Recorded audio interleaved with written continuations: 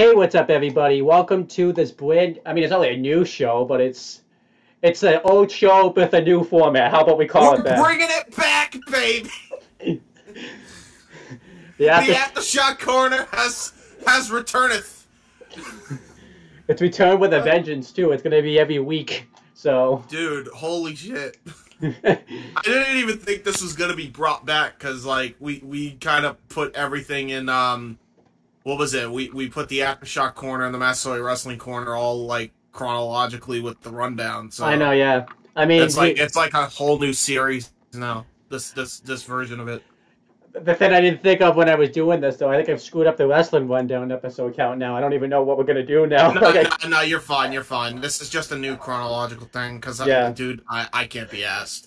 I'm not doing all that again. I'm not doing all that again. I remember I made the playlist initially, and I'm like, I'm not doing that to myself again. Yeah, It's no, not we're not happening. doing that. Um, Just so you know, people, if you were, because remember, the retros started on Aftershock as well, our Massasoit Wrestling Corner. yeah, At least, yeah, so it's not like it's out of the realm. yeah. So for you that are confused, and I don't blame you. This is a new series with an old name, so just know that. TV shows have Um, probably done that before, I'm assuming, right? They have done that. yeah, Like, they've done reboots. yeah. We're rebooting the shit. There you go. We're rebooting it. I say we do the video, but it wouldn't be us if we didn't have it. This is the best opening to the show ever. So Yeah, right. Yeah, no shit. no, This best opening by far since both of us have been back, really, because yeah, you and I both kind of took a break. But here we are, yeah, and now we're gonna do our top five, flop five, or are we starting with flops? We said. yeah, we are. So pretty much There what you this go. is we're gonna take each moment from wrestling wherever in the week. So this week it's from Saturday to Saturday last week to Saturday this week. So basically from Battle of the Belts until this most recent episode Ooh. of Talking Smack. So um, Oh, jeez. I figured we'd do this show because I remember when we were doing the wrestling rundown, like right before I took my long break, we would just try to cram like everything. They'd be 6 hours long or everything. This way, like someone could bring something to talk about, and we don't. Yeah, It gets us out of talking about stuff. So yeah, and just basically making ourselves completely tired of shit, essentially every time. I don't know if you know, like when we do the rundown, like a whole day would go by pretty much when we were doing the rundown. Like, Dude, 8 hours is one of our longest rundowns, I believe. in all fairness, It though, was, I don't. or no, it may have been six. It may have been six, but it was still like almost a whole work day. Yeah, And so it was just, it was a fucking chore, dude. we're not It doing was that a anymore. chore. So how we're doing this now is there's going to be top five, flop fives. Pretty much we do the best moments and the worst moments, and we get three honorable and dishonorable mentions, and at the end, um, Thank you, Steve, for this idea, by the way. Get on the fucking show, you bitch. I know. Get on. How is it that Steve can be on my voice acting Discord? Like, no problem, by the way. Like, no problem. I got him on there. And then he's not at all on the show, like, ever. And this is the second show he's pitched now. Yep. Like, come on, get on here. And then so we're gonna start with our list. So we're gonna start with the worst moments because I don't want to end negative. I feel like you got to end positive. Yeah, So yeah, no. You always gotta end positive. so let's get this started. So the dishonorable mentions, I put my three down. I'll just say them all at once. I'm just gonna say to the surprise of probably this is gonna surprise you. All the dishonorable mentions are WWE stuff. I don't think that surprises you at all. No, I agree. I agree with you, bro.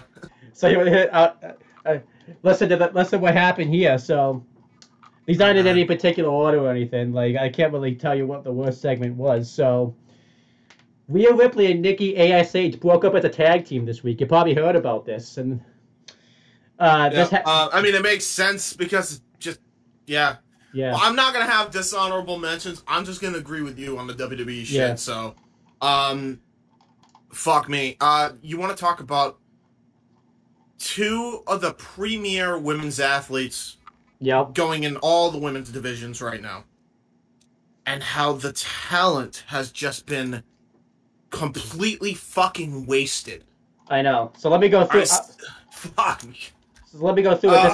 This took place on Raw, January 10th, 2022. How this happened was they came out and they were going to make an announcement. They got interviewed by Sarah Schreiber. By the way, you notice now, by the way, that the WWE does the same interview segments that AEW does, where they have Shivani out there interviewing. Wonder where they got that from, by the way. I wonder where they got that from. Yeah, right. But yeah, so they came out and they were saying they're going to make a big announcement. And at first, Nikki ASH announced they were going to go for the rematch for the Women's Tag Team Championships. And Rhea Ripley didn't want to go for the rematch because she wants to do things on her own. And pretty much it was like breaking up with somebody. Like, that's exactly how they pitched this segment. Rhea Ripley didn't want to be a tag team anymore. Are you telling me they made this like it was a relationship when it was anything but? Yeah, pretty much. But except except the whole joke is, you know, that instead of that they're a tag team, not in a relationship. So pretty much, that's you know, the joke. Yeah. So funny. So then pretty much at one point Nikki ASH thought that Rhea Ripley was underestimating her and thought that she couldn't do it on her own.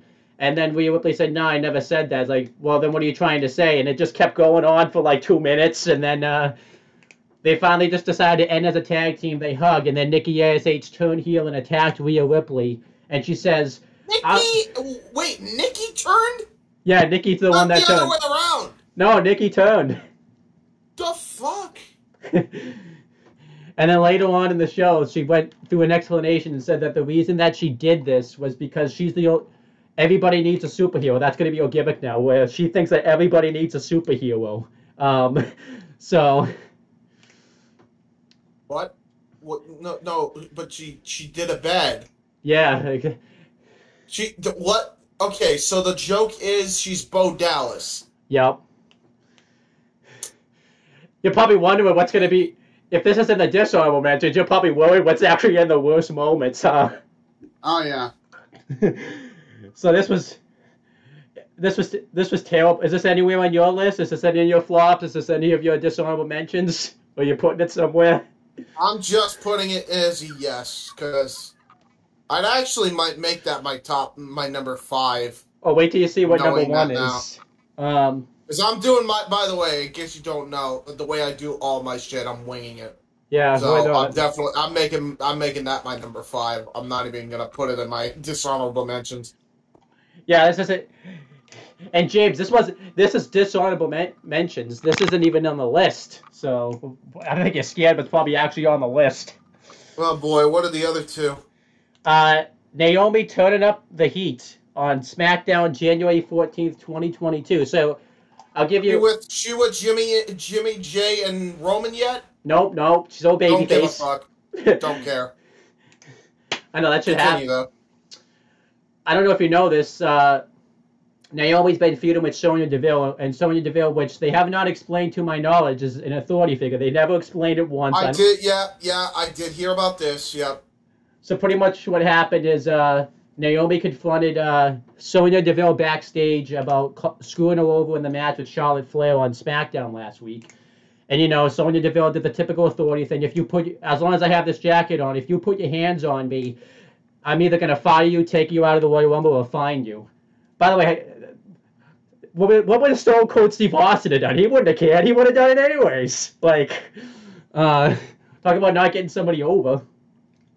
And then yeah, fuck. Then it gets worse. Then she just leaves. And then throughout the rest of the show, Adam Pearce and Sonya Deville, they feel cold and hot. I forget what it's called, but the thing that the thermostat's not working. They can't get it to work. They're icy hot. Yeah. Shaquille O'Neal would be proud. So Sonya Deville takes off her jacket, and then Naomi walks in, and guess what Naomi said once her jacket came off? You don't got the jacket on now, but it's like you're still an authority figure. Like, just because you take the jacket off doesn't mean you're not an authority figure. So, it gets worse. So they're building up this whole thing where she's going to put her hands on her, but then Adam Pearce comes in, He seems like oblivious to the whole thing. He seems oblivious that Sonya Deville's a heel. Like, he doesn't watch his own show. What a way to get over your own show by having the authority figure and, like, not watch it. Great way to get over your show. AEW, I know we don't compare, we're not supposed to compare companies, but AEW, their athletes actually, like, watch the show. So they, like, that makes them smart. So, yeah, but apparently nobody else is. But all this did, guess what was set up here, by the way? A match? Yeah, guess what the match was? What? Naomi versus Charlotte Flair. So they didn't even set up Sonya Deville versus Naomi. It somehow set up Naomi versus Charlotte Flair. And I bet you're thinking this is only the dishonorable mentions, aren't you? This is really dumb. Like, I'm actually losing brain cells. It was awful. Oh, why did I decide to do that? Is this on your list at all? Are you putting this somewhere? Like, no, it's staying in my dishonorable. Go ahead, continue. Yeah, yeah. Fuck me. That's bad. That's really bad. And what makes it worse is, Sonya Deville's going to do something the next match. He didn't put like a penalty for like Sonya Deville to not get involved in this match. So they're saying this is going to happen again anyways. Like, rinse, repeat, copy, paste. As Noah would say, Control C, Control V. Aha! I love that saying. Notice he never said. True. You notice he never says that in the AEW. In any AEW, Impact, New Japan. Yep. Never says it anywhere else. Any other company. All right, then we have even. Then we have the third dishonorable mention. It was Aaliyah versus Natalya on SmackDown this week. Now you're probably wondering, this couldn't have been that bad. That sounds like a good match. Oh, they never. Oh no! Didn't she get a? I saw something about this. No. This actually is in my top fucking. This is actually my number 4 flop. Yeah. Because didn't she fucking like beat whoever the fuck she was facing in like minutes? It was fucking Natty, right? Yeah, it was Natty. It was Natty. What the fuck? Fucking green as goose shit Aaliyah, who has never fucking improved once, who was passed up for Mandy fucking Rose on NXT 2.0, beats fucking Natalya. Yep. Are you fucking serious? It gets worse than that, though. Why is she still employed? She's not good. She offers nothing. There was a reason she was in. There was a reason she was in the old NXT for as long as she was. She never progressed. Yeah. She never progressed. Want to hear what a character is on the main roster now? A brat? No, she's a baby face, and she's basically a rookie that's too nervous to be in the be in the big leagues. What? Yep. Oh, for you're probably wondering why is this not in the top flop 5? I mean, there's worse. That's in my flop. That's in number 4 for me, honestly. But okay, cool. Yeah, the segments around it too were even terrible. Like Natty came backstage with the Guinness Book at World Records. Oh, hi, Mike. Oh, hi, Mike. What's going on? You smell. Did you put him up to that? Is this a rib? Yes. Is this gonna happen the whole video now? Like. No. I hope to God. Actually, I kind of do, but no. I hope to God not. That's fine. Got you in a good mood though. Yeah, but that smell. Yeah, that was just terrible. The Aaliyah Natalya match. Like, guess how long the match was too? They say this was the shortest match ever. It was like 3.17 seconds. I doubt that's a lie. I think and that's even a lie. I think because the shortest match in history lasted like seconds. Yeah. Fuck it. I think they say it's the shortest, but I think it's Benoit and Orlando Jordan. So it might be. I feel like it might be if they're erasing Benoit completely, which they've been doing for years. I feel like rightfully so. I feel like the match that's the shortest didn't William Regal like fought Stan Stasiak? Like, remember he like had a match. He like Yes, yeah, that's actually fair. I think that's Any fucking hardcore match from 2000 to 2002. Yep. 24/7 rule. Fuck. Oh, you want to hear the? Excuse me. You ready for the flops now? Oh boy. We'll start with number 5. The Toxic Attraction video package from NXT on January 11th, 2020. For some reason in my thing I have 2021, but it's 2022. What is it? So they did a video package just kind of updating us what was going on with Toxic. You know what Toxic Attraction is, I'm assuming. That's the group Mandy Rose has. Yeah, from 2.0, yeah. AKA the gimmick that ruined Mandy Rose because they turned her into an unrelatable fucking person. Now, dude, how do you go from the Otis storyline, which was the best thing going, to this? Yeah. I'll tell you this was basically Mandy Rose, you know, being the pretty girl, taking photo shoots and all that. I'm an OnlyFans model without the OnlyFans account. Yep. I think, why this is in my top 5 is this is everything that Triple H tried to get away from in the old NXT. Everything that he tried to get away from, and it's just back now. I would have been okay because Mandy's a good worker. I would have been totally fine with it if, like, you know, they had the other type of women. Yeah. Like, I'm fine with that, because Mandy's a hell of a wrestler anyway. But, fucking, I don't know, man. They stripped their women's division down to the point I don't think there's anything left of that old NXT now. And if there is, they're burying them and not even featuring them on 2.0. The only ones left, I think, are Kaylee Ray, but she wasn't even in the old NXT women's division, really. Io Shirai, and that's it, I think. Because Candice LeRae's pregnant, but once she has the kid, I think she's gone. Yep. I think that's it from the old NXT. Yeah, because Candice is leaving, right? If Johnny's gone, she's gone. I would assume. Yeah, I would imagine. Point. But yeah, I did not like that video package at all. It just it's everything that the old NXT tried to get away from. So. Yeah, no doubt. Is this on your list anywhere? Just on mention? No.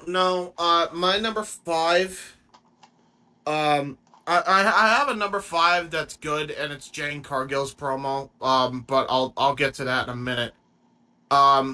This is kind of a twofer because I discovered more about this, and so. After making sure that nothing changed within the last few weeks, it was pretty much all but confirmed. The plans for AEW was to always give Jane Cargill the TBS title. Now, whether everybody necessarily agrees with that or not, that's up for debate. I personally think that she's still got a long way to go in that ring. Like, a long way to go. Any match past 10 minutes becomes botchy. Like the match was... big time. Like she almost killed Ruby Soho on that Jaded. Yeah. From the middle rope. Which I'm the thing that separates her though from being Nia Jax levels of botchy is she had the wherewithal not to go to the top rope. Apparently she was going to like smash her. She was going to do it from the top rope, but she realized she was not going to get proper footing, so she just did it from the middle rope. Beth Phoenix does the same thing. You can't do the fucking Gland Slam from the top rope. You are risking being paralyzed or dead. And she also hasn't been in the business as long as Nia Jax injured people consistently. So let's not make the comparisons yet. Like Jade Cargill's also only been in the business for what, like a year? Yeah, true. The reason I bring this up though is, I mean, I'm sure it's not shocking at all that everybody knows about the Big Swole nonsense. Yeah. Period. I mean, everybody fucking knows about this, and I made a fucking video on the channel, so I'm not gonna spend too much fucking time on this. If you want to see my thoughts on it, you can just go on my YouTube channel. Big Swole was in fact on a podcast, her own podcast, and said all the shit she said. Which, for those who thought that, oh, it was just on a random podcast, that changes the whole thing. Big Swole is still doubling down on the fact that she's embarrassed, which happened this week. Those are the recent fucking comments. What are you fucking embarrassed about, huh? Answer me that, Big Swole. What are you embarrassed about? That you and Cedric are fucking charisma vacuums? Is that why?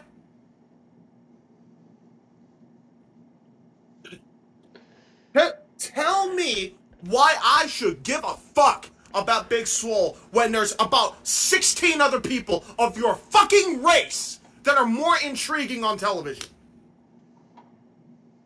Remember too, she was off TV for a while too. Like it's not like they didn't push her because she was on. You spoiled, out of spite, the finish of the TBS Championship Tournament on Twitter in October. Yep. When you found out that Jade was going to win when you were still in the company.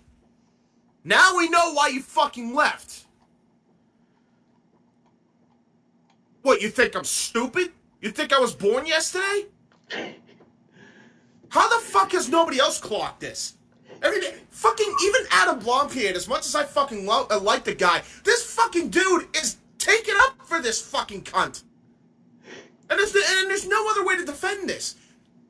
How can you defend Big Swole when there's so much evidence to the contrary? There just is. Fucking Leo Rush initially fucking flipped out, and then he realized, wait a fucking minute, and then he fucking talked with Tony Khan, put out a good statement. Will Hobbs did the same thing. Henry did the same thing. Henry went as far as saying on Busted Open that he got a bad fucking rep. He got a bad deal with this Big Swole bullshit. Yeah. You don't say, Henry. You know, it's not like you're not featured on TV. Yeah. Fuck. Like, it's so infuriating. I have a whole video on the channel where I literally pick apart her fucking argument and I just went over, like, the black people that they were fucking featuring on TV on Dynamite every fucking week. And Rampage every week. Yeah. That's not even taken into consideration the black people on Dark that they feature on there and Elevation. That's not even taken into consideration all the other races like Thunder Rosa and Mercedes Martinez, who happen to be LAX representatives, essentially, yep. Latinas. Fucking, and speaking of that, fucking Santana, Ortiz, Kingston. Yep. Homicide at one point. Like, does that mean nothing? The owner of the fucking company is Muslim! Like, this is the most dog shit take I've ever seen on social media. And by the way, this is what pisses me off. She fed into the bullshit. She fed in because there were people saying this shit on social media before Swole ever uttered a word. Which makes it doubly egregious. I actually would put this at my number 1 if I could, but because it happened a week ago, I'm going to put it at number 5. That's fine, yeah. As a flop. Because the comments she made this week were she was embarrassed about what Tony Khan fucking said. No. If anything, you should be embarrassed with how you fucking acted, honey. To give my 2 cents about this, like, there's other things that she even said. Like, she mentioned, like, how her daughter watched the show and saw, like, no one of her representation on the show. Like, what are you talking about? Like, what is going on? What's that? If there was no representation, how come you spoiled the winner on Twitter being Jane fucking Cargill? Yep. Like, hello? Hello? Anybody there?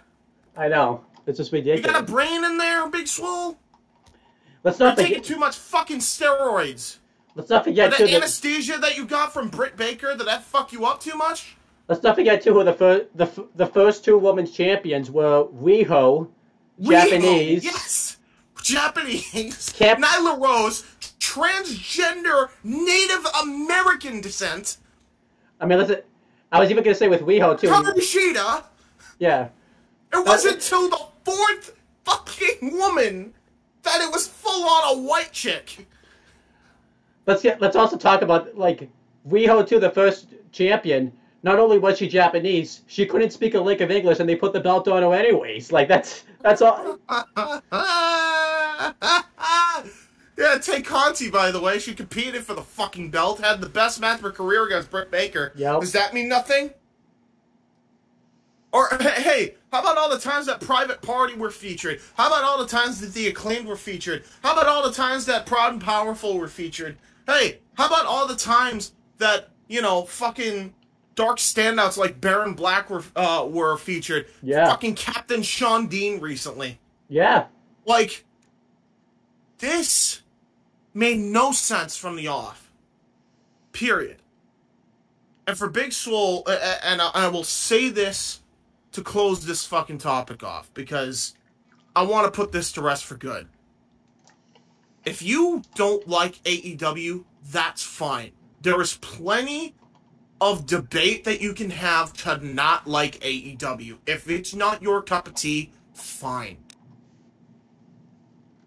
But when you have people like Cornette even saying, there is no diversity issue.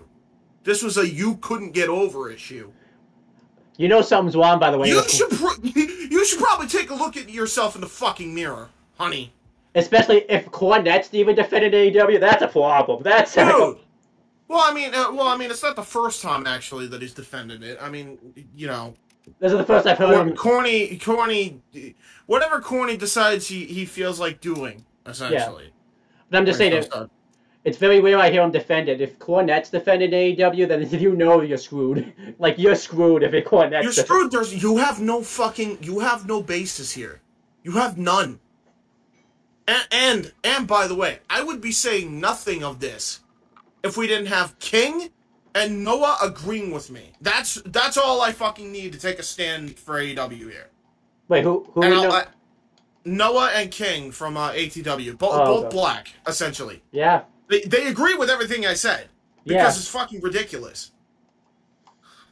And listen, I could go on and on about Tony, he probably should have stayed radio silent, but if I was in his shoes, I can't be fucking positive I wouldn't have reacted the same fucking way.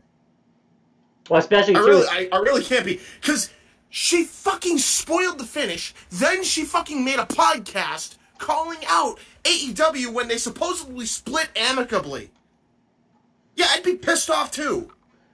I would also be pissed off too. You're basically saying that you're saying racial things that aren't true about my company. I would say something. Yeah, that is so detrimental to your fucking business.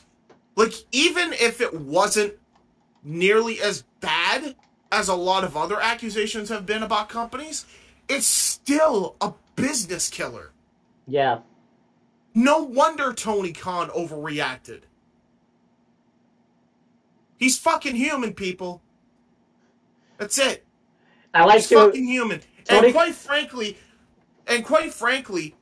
his was not deliberate. His was in the fucking heat of the moment because he was pissed the fuck off and he wasn't thinking straight. Big Swole's was 1,000% deliberate.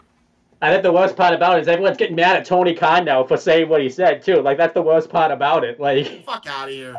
Fuck out of here. Give me a fucking break. Listen, I will end this topic with what I said on my video. You want to hate AEW? Fine. But feeding into lies is bullshit. It's fucking disgusting. And I'm not going to fucking sit here while AEW is getting wrongfully dogged right in front of me. Yeah. Not happening.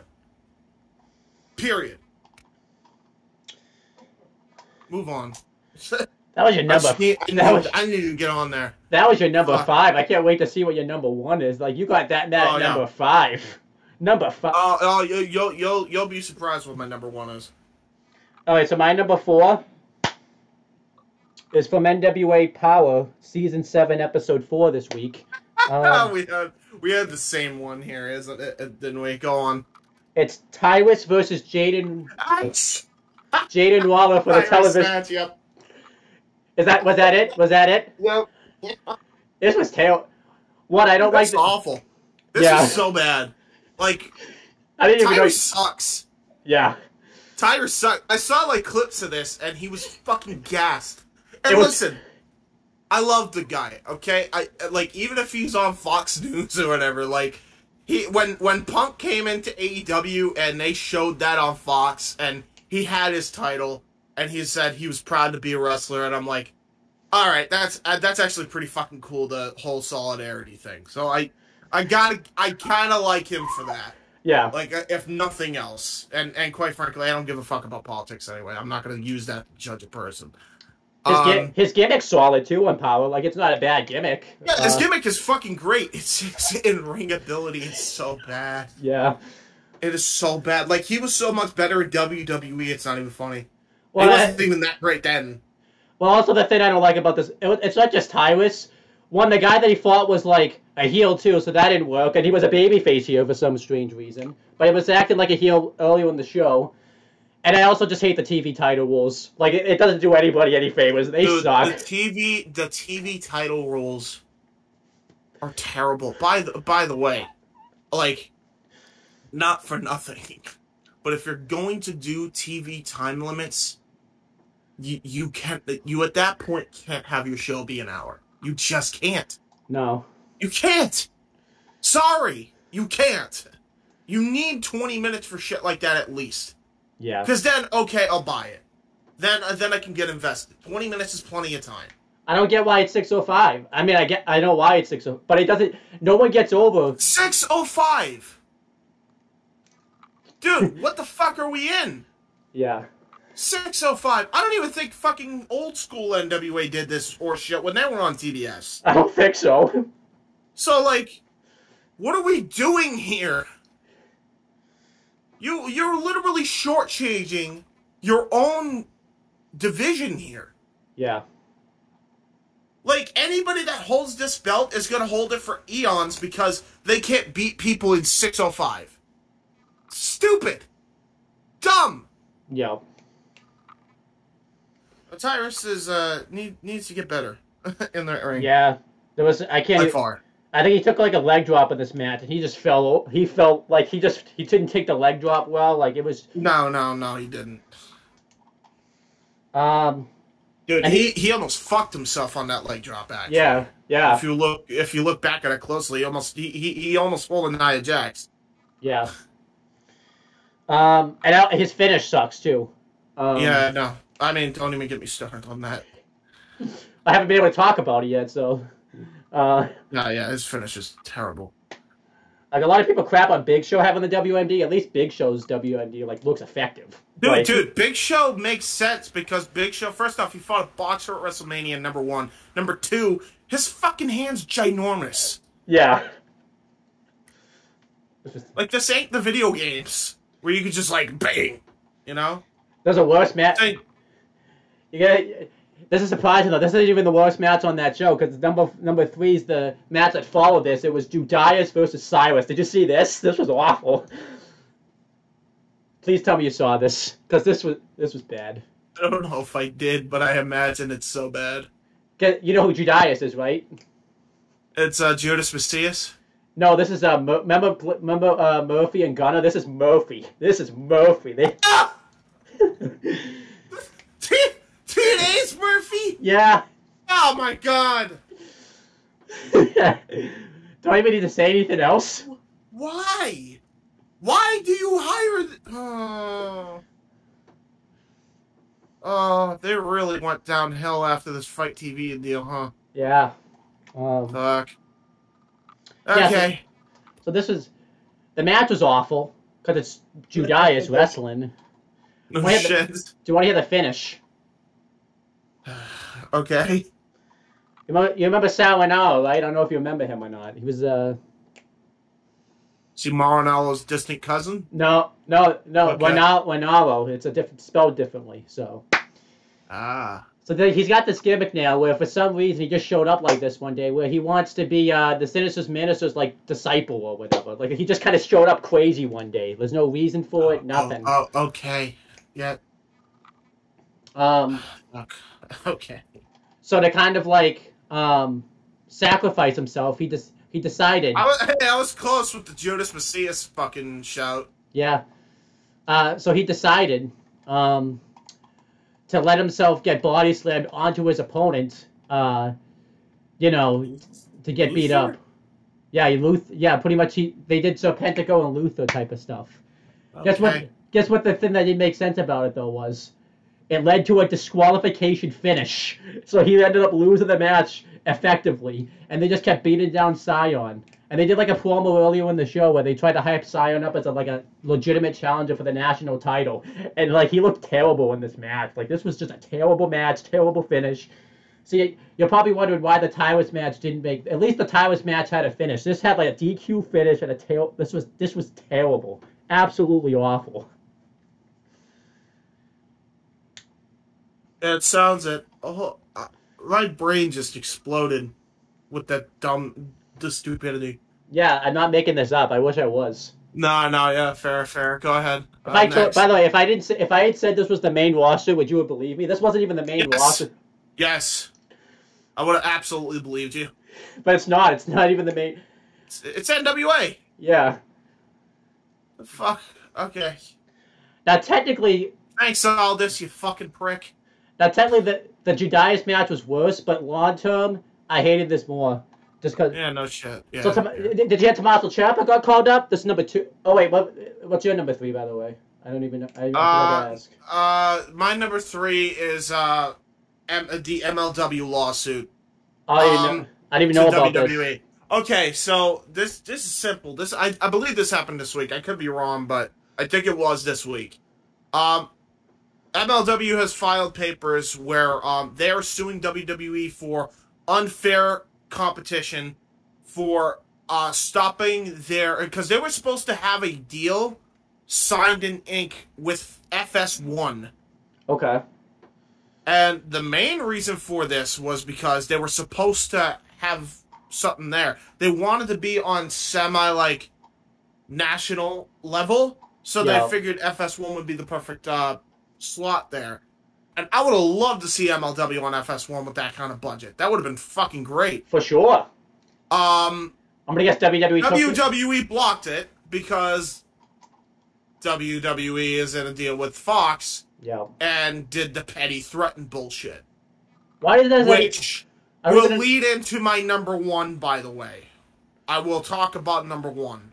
I don't even understand this though, because one, it's not even. This isn't even competition to WWE. Like, what are you trying to achieve here? Dude, it ain't even competition to anybody else. Yeah. But I think they thought it would be because they would have done very good numbers like Dynamite would. Yeah. And at that point, Fox would have rather go with them because at least they'd exceeded expectations where WWE disappointed. Yeah. Which is, I think, the reason why they did what they did, because they're fucking petty. And instead of putting on a good fucking product from top to bottom every single week, like they used to do when their backs were against the wall, they just decided to say, no, just threaten to pull out, and we'll go back to networks against each other, which is bullshit. Yeah. I don't understand that at all. I'm assuming the Judas Sion match wasn't anywhere on your list, right? I had no idea about it. I put this at number 3. Okay. I will say though, every time I seem to be talking, I'm glitching. I don't know if it's your Wi-Fi or mine. I'm not sure. It is windy here. Oh yeah, it might be why. It's windy here too. Okay, so yeah, no, that's my number 3 is the MLW lawsuit, which is gonna lead into my number 1 because now I have a totally different opinion when I get to number 1. Okay. But yes, go to.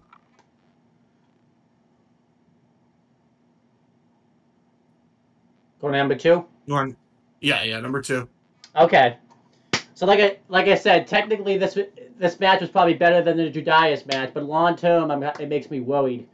So I don't know if you heard, buddy. Tommaso Ciampa debuted on the main roster this week. Guess where he debuted? Guess where he debuted?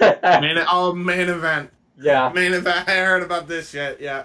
Main event. So yeah, it was Tommaso Ciampa versus T-Bar. No one will survive. Now you're probably wondering, like, the match wasn't bad or anything. One, it was such a basic match. Like, it just got me so mad because if they were like the old NXT or anywhere else, they could have had such a better match. Like, it was the most basic WWE match I've ever seen in my life. Yeah, no, I agreed. I want to tell you why this worries me. Now, Pete Dunne was on the same episode, but that didn't worry me as much because he's already technically had a debut. He had a better debut than Ciampa, and it wasn't even his call-up. He got to at least come out in his hometown in the UK and squash Enjo. They've done the whole thing where they've debuted guys on main event, though, haven't they? They did it with Aleister Black fighting Kurt Hawkins. Yeah, but this is like his actual, like, I think this is actually like his first match. Like, I think he's done with NXT. This is like his first match on the main show. Like, this was just, I was not a fan of this at all. Like, this was Ciampa's first real match on the main roster. It was on main events. Like, it just kind of makes me worried. Like, what if this is like? Yeah, no shit. Like, I hope this isn't like permanent. Like, it just makes me worry that he's gonna permanently be on main event for a while. Like, yeah, no, for real. Like, I bet you he will be. Yeah. I mean, it isn't the first time they treated NXT black and gold like shit. Yeah. Won't be the last.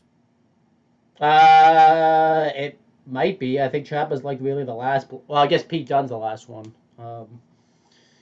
But yeah, this was just the match too. Like, they could have just had such a better match anywhere else. It's also a shame what they done with T-Bar. T-Bar was such a great talent, and now he's just. They've really fucked over a lot. Like, and it's to the point now where it's like all these potential stars that they could have done something with, not going to do anything for the company. Yeah. And they're now going to and they can't. Again, unless you buy Impact, then you could probably stuff a lot of those guys on that show and bolster up that roster. But that even then, it's like that's a stretch. Yeah, this is just This is just tail.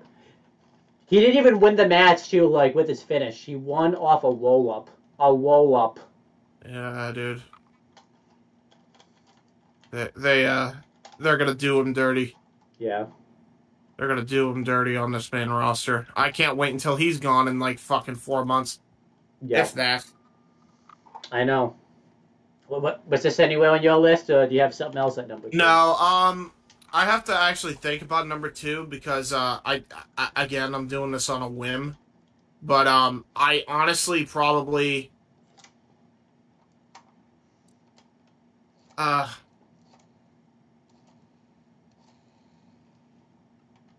personally, my number 2, I fucking really feel as if, like, I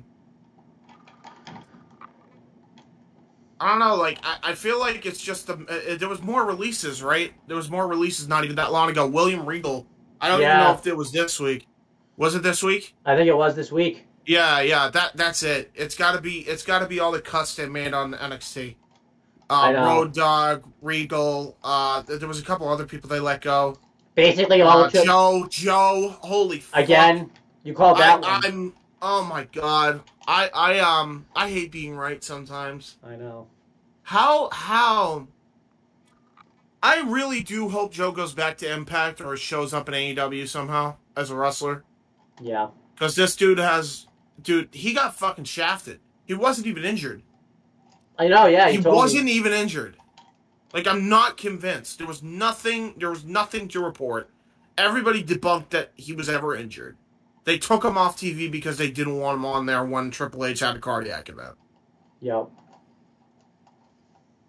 I think the thing that makes me really upset about this is, and this is why it's my number 2 and not my number 1, because again, number 3 and the number 3 and number 2 and number 1 all kind of relate to each other. But I think the fucking reason I can't stand what they did here is everybody was fucking depressed when Regal got released, and it was reported widely that the locker room atmosphere in NXT was awful. Yep. It was shit. Like, they hated everything. Like, that was going on. Even the new talent. Like, I heard fucking... And, Yeah. like... And that makes me think, man, because, like, poor Rex Steiner's got such a bad deal here. For sure. And, like, this dude... First off, he can't even use his fucking lineage. He's got to go by Braun Breaker, which is the worst fucking name I've ever heard. Yeah. For a wrestler. Like, it's awful. And this fucking guy, like... Regal was so influential to NXT, like, not even just as an authority figure, but behind the scenes as well. All the talent... And Go ahead. All the talent that was signed by Regal, pretty much. All the, you know, now that Regal's Black going and gold. Yeah. All the NXT UK talent will probably sign by... You realize NXT UK is screwed now, right? Like, it's screwed. Like, now that Regal's gone... Yeah, for sure. I mean, I think Walter is, like, the only one left standing, and I don't think he's lasting much longer, I guaranteed. Like, I knew Walter wasn't lasting when he was eliminated in 2019 in record time at Survivor Series. I knew he wasn't lasting. There's no way. He was fucking gone. Yeah. So, I just... Joe sucks. I'm mad. Regal mad sucks. about all of this. Regal sucks the worst, but Joe sucks too, because, like, Regal could...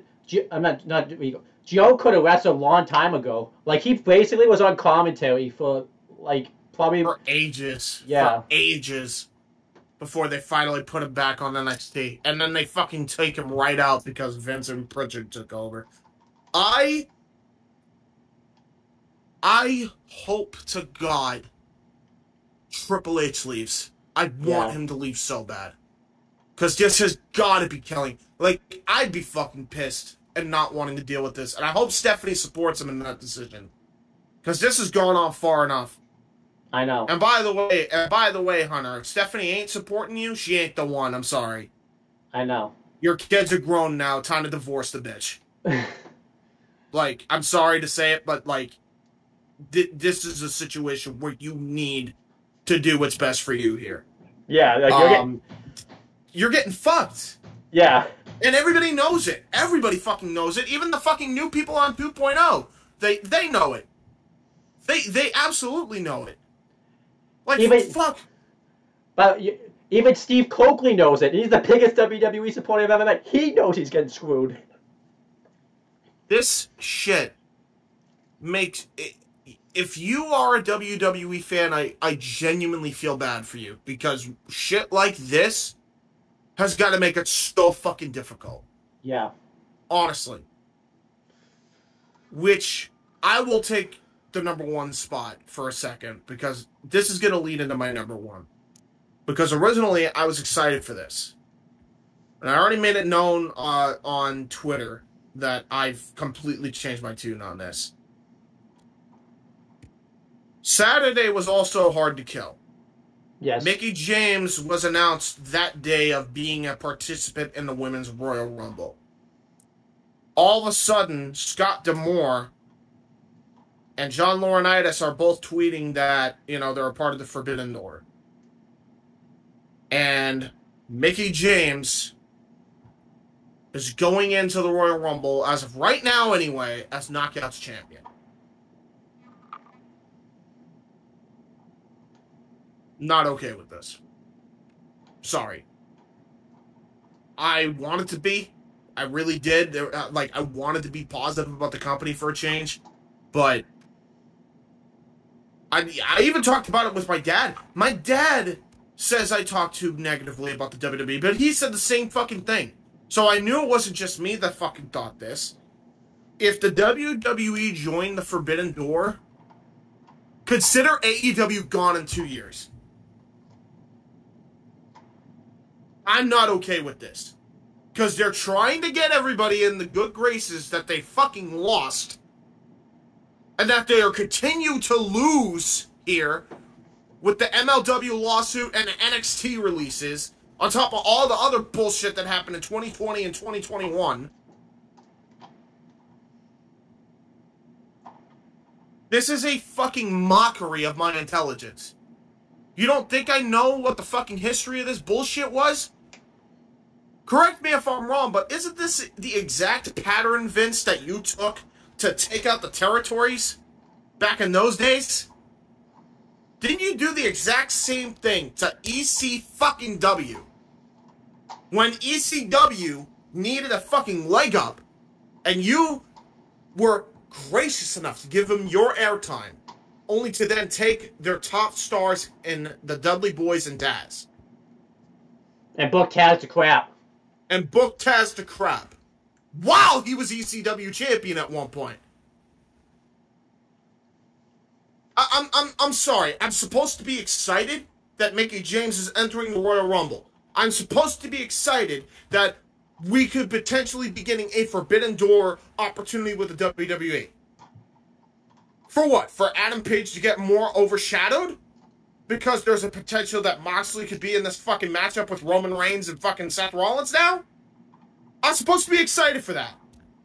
So the brand that I've invested in since 2019 when it first fucking debuted, I'm supposed to be invested that it could be fucked because WWE is too fucking lazy to fix their own fucking product and do things the way that it should be done.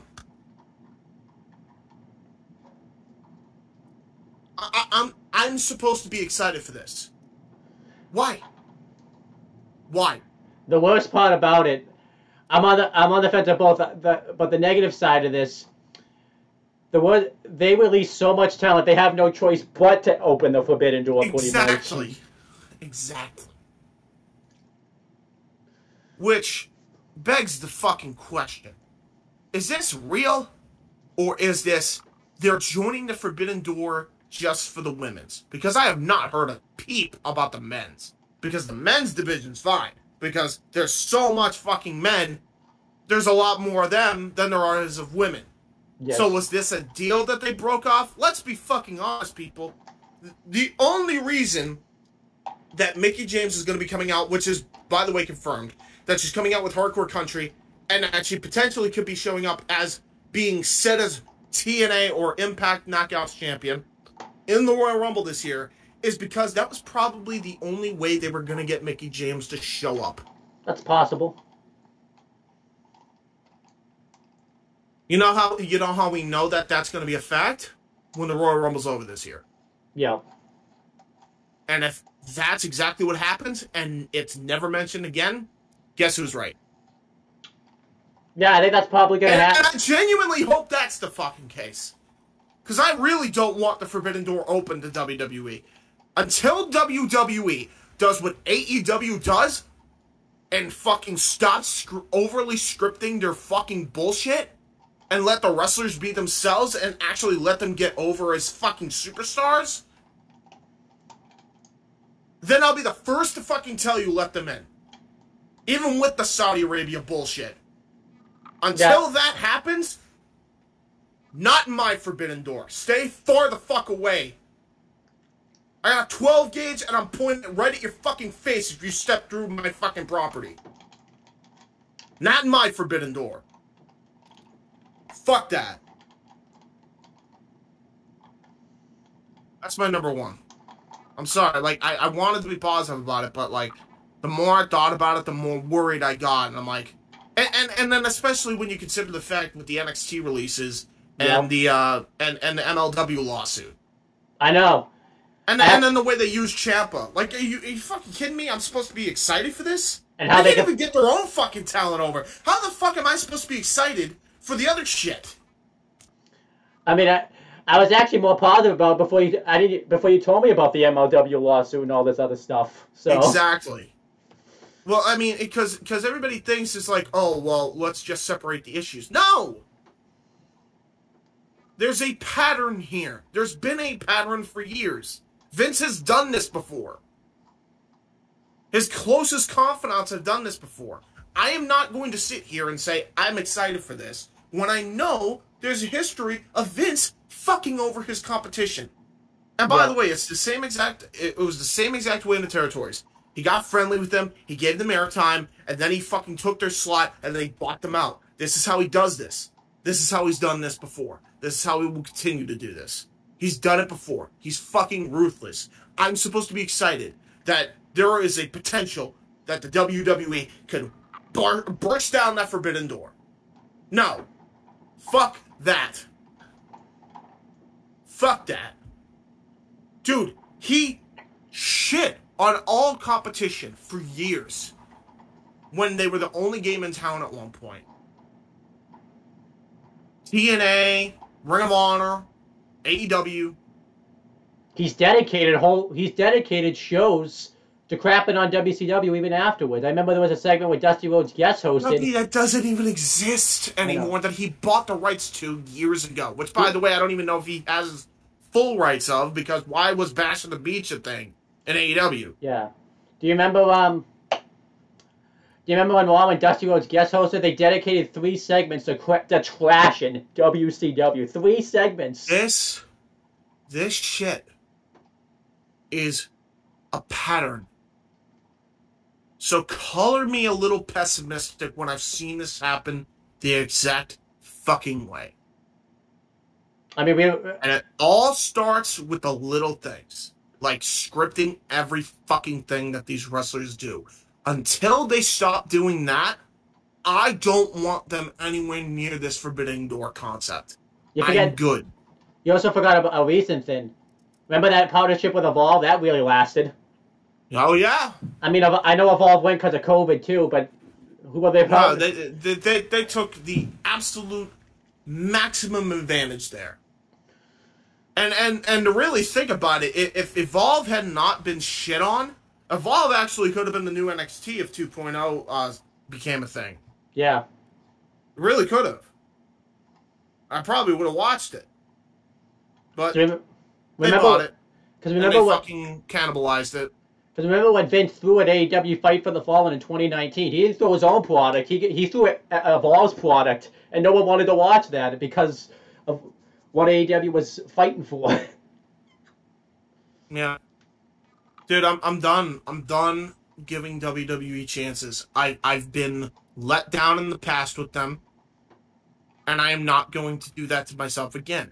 If you think that there's some good that can come from this, more power to you.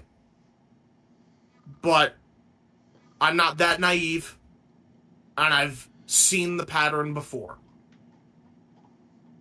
I mean, I think I'm not trusting them here. I'm not trusting them. Period. And there's your flat 5, everyone. Well, I gotta finish my. Fuck, that's right. You still have a 5 or a number 1.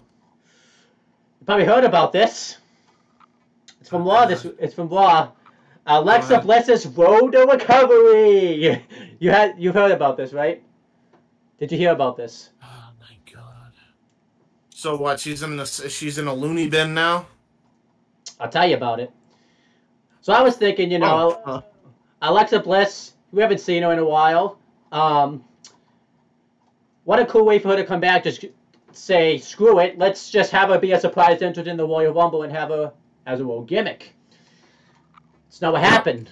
Now, look, I appreciate WWE saying, actually remembering this, because usually they tend to drop storylines quickly. I just love the storylines they don't drop, or the storylines that suck. It's just weird how they do that. The storylines. I mean, in fairness, I can't. There are many things that I can get WWE crap on, but if they actually try to explain it away in kayfabe, I actually commend them because they don't do that often. So. But here's what happened. So Alexa Bliss has been going to therapy sessions. Okay. The doctor they got for it wasn't good. He was a terrible actor. Is she still the crazy chick, or is she just? She's still the crazy chick. So she's still spooky Bray Wyatt Bliss. Yep. And Bray Wyatt's not in the company. Correct. Okay, the gimmick needs to die. Yeah. What? So if this is the way to get back to that gimmick, whatever. But the segment was just awful, though. Dude, they have fucked Alexa Bliss, mentally, I feel like. But, yeah. I mean, you could say that about most of the women on the roster. But this is definitely one of them, for sure. But, yeah, the segment was really bad. they showed the image of when Charlotte Flair destroyed her doll or whatever, and she like freaked out. She like started throwing stuff around and all this type of stuff. It was just the doctor didn't even know what to do. Like it was just a terrible segment. I guess as long as we get the normal. So the idea is because her doll got ripped to shreds by Charlotte that she's distraught. Yeah. I hope to God we go back to fucking the old gimmick, man. Please. Yeah, please. Oh my God. All right, let's get to the tops now. Yay! Positivity. Start with the honorable mentions. We're gonna stick with WWE because there actually is some positive for a change. The match, the match between AJ Styles and Grayson Waller, that was a banger. I thought it was a hell of a match. Yeah. I mean, it's not going to lead to anything, but I can see why that would be an honorable mention. Yeah, sure. I thought AJ Styles got him over. AJ Styles can wrestle a fucking broomstick, don't forget, though. Yeah. I thought AJ Styles, though, got him over huge. They set up to his next feud with LA Knight. I thought the reason why it's not in the top 5 is it just didn't make the cut. And also, too, like, let's wonder where we're going to be. And also, too, this AJ Styles really couldn't lose here. We could say it would have been nice if Grayson Waller could have won, but this is what happens when he gets squashed by Almas. He can't have him lose, you know. So, but it's still really good. It was still a great match, and it was cool. We got to see AJ Styles finally have a match in NXT. It's something it's not the NXT I want him to wrestle in, but it was still really cool. We got to see him wrestle in NXT. So, would have loved to see Gargano more. I'm just saying. Yeah. Is this anywhere on your list? Probably not, right? No. I get why it is for some people probably, but not for me. It's not for me, dog. Anything, what's an honorable mention for you? Honorable mention honestly would probably be, I actually have to think about this. I'd say honorable mention is Dante Martin, and I say Dante Martin because when Martin and Powerhouse Hobbs, I'll say just to give a match. His facials in particular are getting way better. Oh yeah. I remember, and I love seeing the progression of guys on AEW. Yep. But I especially love seeing how Dante has really come into his own, and he's actually showing more personality when he wrestles. Yeah. Whereas before he was just a fucking stiff. And a lot of people call this out. And he's not so much anymore. He actually has some emotion in his face. I don't know what Leo Rush was doing with him, man, but he has helped Dante in spades. Like, it's been a godsend that he was paired with Leo Rush. Remind me too, did it at one point, like this was obviously when they were taping their shows and stuff, weren't they wrestling like Jericho, and Jericho like stopped the match midway through and like, what are we doing here? Like pretty much, I'm pretty sure that happened one time. Yeah.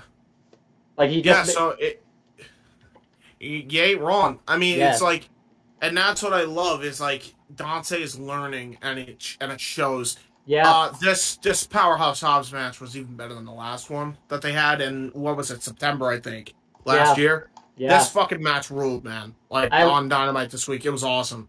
I love this feud, too, just because I remember when Leo Rush came out, and he said, don't underestimate me to Taz, like, when they were doing the Dynamite Doesn't Battle Royal thing. I did not expect, like, Dante Martin was going to, like, turn. I knew eventually he was going to leave Team Taz. I did not expect it to be, like, they made it look like a smart babyface now and stuff, too. Yeah, like, true. Yeah, absolutely. Love Jay Lethal getting involved in the feud now, too. And I love Jay Lethal's going for the FTW title against Ricky. Yeah, it's going to be That's going to be fun. That's going to be a great match. I can't wait to see those two tear it up. Fuck. Yeah, so I definitely, it almost made the list, but it didn't quite make the list, so.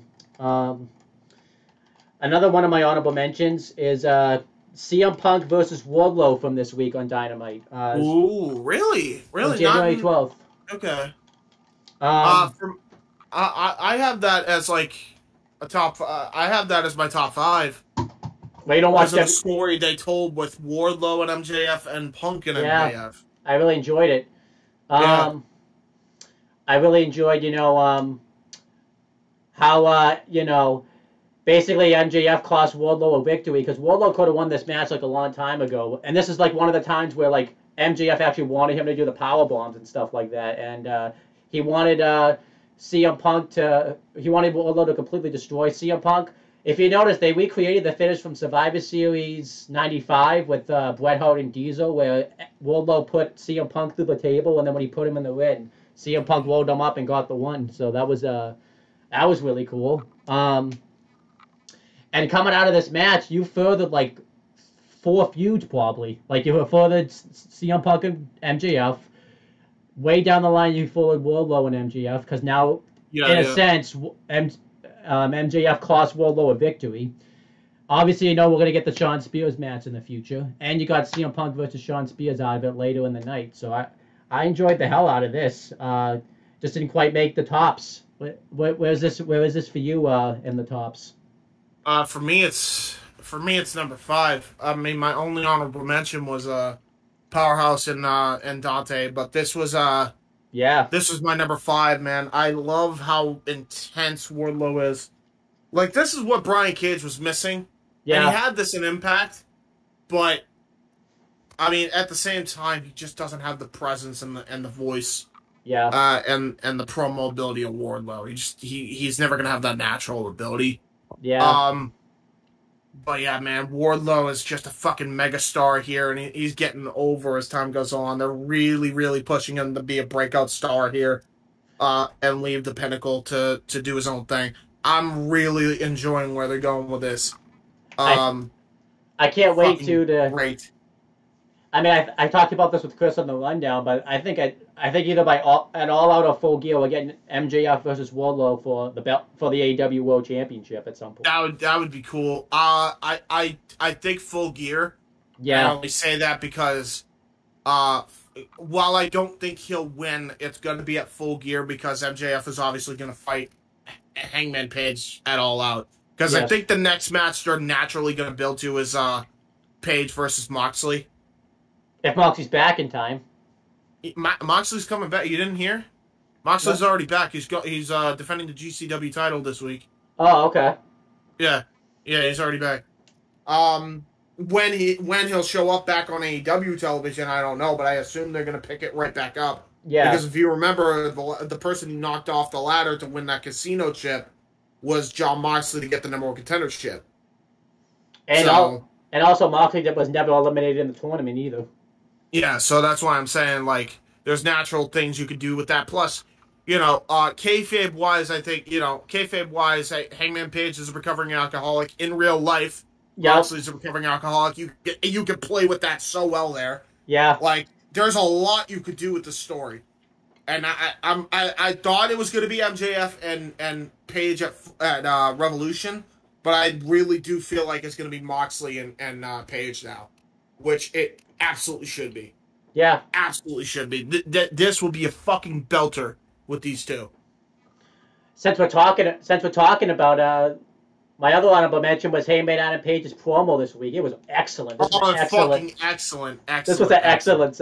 So pretty much he came out and he talked about the crazy 2 months that he's had, going toe-to-toe with Bryan Danielson and stuff. And then Dan Lambert, I did not. He called out an open challenge. All people to come out, I did not expect it to be Lambert. Where he pretty much, I actually kind of like that Lambert took a different approach here, where he actually talked about how he respected Heyman Adam Page, how he actually worked through the ranks to get the title, but he just hates the fact that he's a cowboy pretty much. He's like a fake cowboy pretty much, and which he wasn't, by the way. No, but I mean. I love how people call him a fake cowboy. I love how Lambert's feeding into that because, like, obviously they're trying to get people to agree on that regard, so they're trying to get, the contrarians to view the show. But, like, he's not. Yeah. Guys, he fucking grew up in Virginia, and he grew up on a farm. That's pretty much That's pretty much as cowboy as you could fucking possibly get. That was actually that was his comeback too. Actually, that was fuck. I love it. I love the promo ability of these two. And then fucking Lance Archer might be joining Team Lambert here, which I actually like. I like how they said it. So we haven't seen Lance Archer because he was injured from the Eddie Kingston match, but he comes out and you think he's going to attack Lambert, but he actually attacks Hangman Adam Page, and I kind of What was it that Lambert said right before he punched Hangman? Don't miss out on your chance to be in the ring with the champ. This is your chance to make a moment. It was pretty much what he said. So. No, there was like a jab he said towards Oh, I forget what it was. Towards Archer. I forget what it was. You keep speaking on this, and I'm gonna look this up. Yeah, this was great. Lance Archer completely laid out Hangman Adam Page, and the best part about it, we're getting Hangman Adam Page versus Lance Archer, which is a match I did not know I even wanted, and we're getting it. Like, it's gonna be awesome. Yeah, for sure. I don't think we'll get it at Revolution, but we'll probably get it at like Beach Break. I think they're gonna build it for it. Beach Break. So I think it's gonna be great. I'm really looking forward to that. All right, I should know what the fucking best line of this whole fucking segment was. Let's see if you can get it. It was.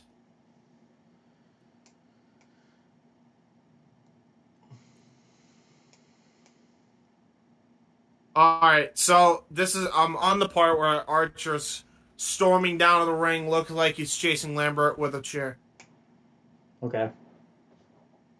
I've been looking for you on the side of milk cartons for 5 months. Right, that's right. That was it. I love that line. What a fucking goddamn line. That's how long I love Lambert, dude. Holy shit. That's how long he's been injured for, right? Yeah. I've been looking for you on the side of milk cartons for 5 months, dude. Holy shit. Originally, I was kind of against the idea of bringing back Lambert because I thought he already got his comeuppance from the Jericho feud, but I'm kind of glad that they did, in a sense, just because he's so great. Lambert is too good not to feature on your program, dude. He's such a great manager, man. And he's not afraid to take a bump. Yeah. Like, this guy's, even at his age, by the way. Now, like, Lambert's tremendous. He's better here than he ever was in Impact. Like, ever. Oh, he was in Impact? It's not even close. Oh, yeah, he was in Yeah, the Lashley fucking thing. Yeah.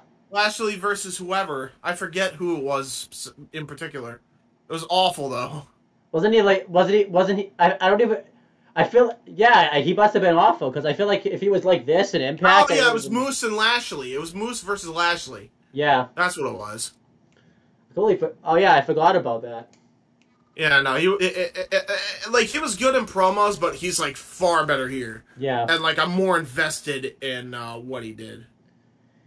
Now, question, I know we're switching topics, but because do you think they're doing too much with the MJF Wardlow feud? Because they did a lot on Dynamite this week because Wardlow was kind of pissed this week and all that type of stuff. Like they did more this week than any other weeks to build up to a future Wardlow MJF match. Yeah, for sure. All right, is the Heyman Adam Page promo anywhere on your list? Is it honorable mention? Is it in your tops? It would probably be my number 3. My number 2 or no, my number 4 rather. Well, I haven't done my number 5 yet, so we can't do that yet. Oh, wait. This was an honorable mention? Yeah, it was all honorable mentions. Oh, okay. Well, that would be my number 3. Okay. I thought the Hangman promo and the Lambert promo were fucking great. Yeah, it's awesome. All right, now to the tops. Number 5 was Walter versus Nathan Frazier on NXT UK January 13th this week. This was a... That won't last too long. Huh? That won't last too long, but fair. Yeah, this was a great match. Walter's great, I'm sure. Yeah, this was a great way for Walter to end his career in NXT UK. Nathan Frazier is great. I don't know if you remember him. He was Ben Carter, and then he signed to WWE, and that's his name now. So... But yeah, they had a great match here. Like, they made Nathan Frazier look like a star coming out of this. He had Walter beat at several occasions, and I like how he got offense on Walter, but it was like believable offense. Like, he did quick hidden moves. He actually did a curb stomp at one point into a splash. He took out the leg of Walter. They really built to the powerbomb, and a lot of people might be upset that Walter didn't lose on the way out, but I'm actually okay with this. I actually think this kind of makes Nathan Frazier look even stronger because he took it to Walter on his last match here. So I enjoyed the hell out of this match. I don't think you saw it, so it's probably not anywhere on your list. What's your number 5? My number 5, honestly, and it's gonna shock you because it's a WWE moment. Wow. It's the Hangman Lashley segment, or it's the Hangman Lesnar segment. That's my number 2. That's my number 2. It's not number 2, but I love the back and forth that all of them had. Yeah. And I really, really, in particular, enjoy the line of Heyman going, or Brock coming saying, "Hey, Paul," and then Heyman, like a little kid, just like, "Yes, sir." Yeah. He goes, "Knock, knock," and he said, Brock Lesnar telling a knock, knock joke in Philadelphia. I absolutely seen it all now. All right, Brock, who's there? Bobby. Bobby who? Exactly. I'm like, fuck! God! Dude! This is the best Brock Lesnar I think has ever been. Like, you could just see Fuck he me, man. I don't know what... Brock Lesnar had his Wheaties or something, man. Because where the fuck has this Lesnar been? Yeah. By the way, people say Brock Lesnar's not entertaining, man. I don't know, man. Yeah, I think when he's himself, he's at his best. Yeah. I really do. When he's having fun, he's the fun. He is the best I've ever seen him. Like, honestly, and he's just being himself. He's about one of the only few people that's being authentic right now. Lashley was even great here too, talking about how he's dominated while Brock Lesnar's been gone and everything like that. And the only thing I didn't like about the segment was obviously the burial of Shelton Benjamin and Cedric Alexander, which is why he didn't quite make number 1. But other than that, this segment was awesome. Yeah. Like, it was a hell of a segment. I even loved how the jabs Brock Lesnar was throwing to Bobby Lashley, how he was pretty much a lame. By the way, are the Hurt Business even officially back together? What the fuck's going on there? So they did a segment backstage where Bobby Lashley just said that he works alone. That's why he beat them down. So yeah, they're not a thing anymore. Again? Yeah. Dude, this was the best faction going. Why? I know. This was right up there with Roman's fucking thing. Yeah. But why would you fuck that up? But yeah, this was the back and forth between Brock Lesnar and Bobby Lashley was awesome, though. Yeah, for sure. No, I love this. Number 4 for me is the debut of Brody King. That was from Dynamite this week. That was awesome. This was pretty sweet. I can see why. Brody King came in and look. I'll even add another part to this. We don't even know where PAC's allegiance is going to lie to. Yeah. And from the looks of things, he may be joining the House of Black as the blind man who can see, which I'm really intrigued by that gimmick. I'm loving this. And then we don't even know where Julia Hart stands, too. There's a lot of moving pieces there. If you notice, they did a thing where the Varsity Blondes were like giving her, because she had like a weird look this week on Dynamite, where like even the commentators, even Excalibur kind of called it like, what's going on with Julia Hart right here? Like, I love it. I can't wait to see what Julia looks like. Yeah, but the debut wound, because she's gonna get the eye makeup, I guarantee. Like, she's gonna get that eye makeup. Yeah, for sure. I'm so into the fact of Brody King and Malachi Black teaming up. That's gonna be awesome. They are actually the official PWG Tag Team Champions right now. Oh, okay. So there you go. Fact. But yeah, I think that's where they got this idea. So I enjoyed the hell out of this, and I can't wait to see what they do with it. Is this on your list? Is this on your list anywhere? I'm actually gonna go different than you, and I'm gonna go with Impact, and it was the Ring of Honor invasion at Hard to Kill this week. That was on Impact. No, it was Saturday. It was Saturday on Hard to Kill. Oh, that's fine. That counts. The OGK. Yeah. Coming in with PCO and Vincent. Fucking nice. I like this group. I like it. They came and just dominated the people. I think it was during the fucking, what was it? It was during the during the Hardcore War, right? It was during the Hardcore War. Yep. and they came in and just laid waste to people. And by the way, New Japan's still part of this deal, and we don't even know where the fuck God lies, but it looks like they may be starting a thing with the Good Brothers, which I can't wait for. Guess who's showing up on Impact soon too? God. Yeah, dude. God with Jay White. I can't wait for that. Man, there's just some good shit, man. I like what's going on here. I really like what's going on. I even enjoyed it on Impact. I don't know if you heard on Impact this week. They took out D'Lo this week, and they took out. Yeah, D'Lo actually they actually laid him out too. Like they didn't do a thing where it was just taped and he was just laid out. Like he actually went through they put D'Lo through a table. Like D'Lo still taking bumps and everything. Like. I'm not surprised. I mean, he's not retired. I just haven't seen him take a bump in so long, though. So yeah, dude.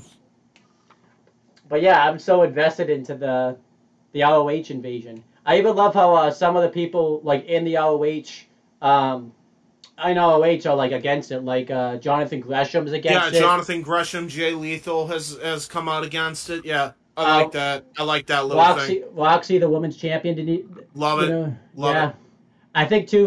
Somebody at Impact should join up with this group. That's been with Ring of Honor. And I was trying to think of who it could be. I was thinking either Deonna Purrazzo or, you may call me crazy, but this would make sense, Chris Sabin, since he was been with ROH for ages. That would be kind of cool. I could see that. The only issue is then where does Shelley lie? Yeah, well, he's you have a match. You have a match between Shelley and Sabin. Do you bring Shelley back to Impact now that he's in MLW? Yeah, that's true. So that's the only question there. I'm excited. The only thing I didn't like about the invasion was backstage, Eddie Edwards did a thing where they all separated and then they all ended up getting laid out. What were you doing, Eddie Edwards? That wasn't right. What are you doing, bro? That's probably why he didn't make the top 5 or the honorable mentions. Ooh, dude. Davey Richards could show up in this whole deal. Oh yeah, imagine Richards a part of the Ring of Honor thing. Yeah. Because you're going to have Davey Richards and Eddie Edwards relive their Ring of Honor feud from 2009, dude, which was feud of the year. Yeah, that's true. Year. Yeah. So that would be really interesting to see run back. Yeah. Especially with Eddie's new gimmick now. That'd actually work. And the best part about it, Deonna Purrazzo is the ROH Women's Champion now, too, so. Yeah, dude, she's getting all the gold. Yeah.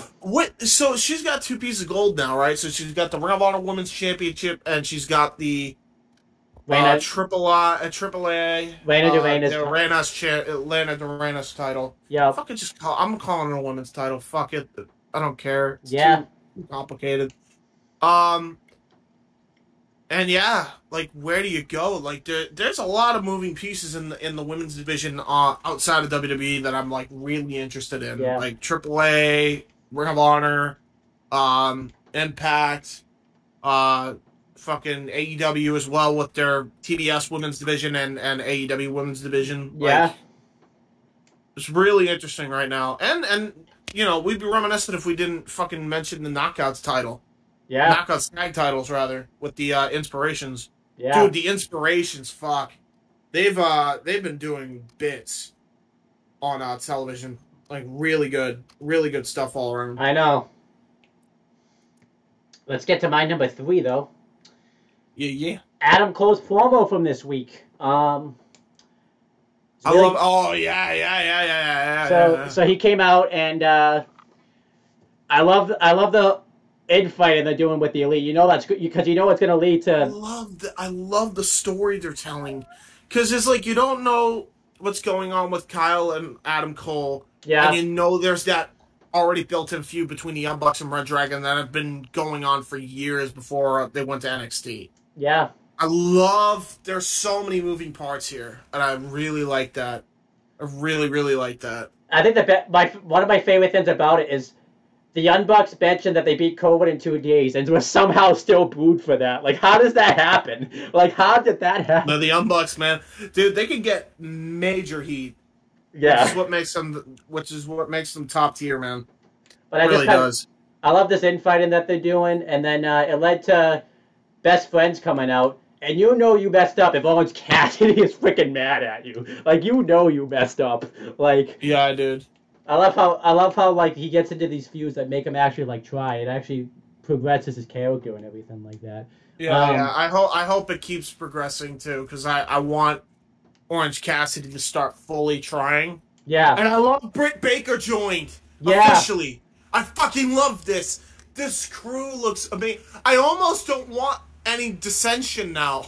I know. Dude, fucking Omega comes back. Can you imagine a group with Omega, the Bucks, Cole, Red Dragon, and Britt Baker?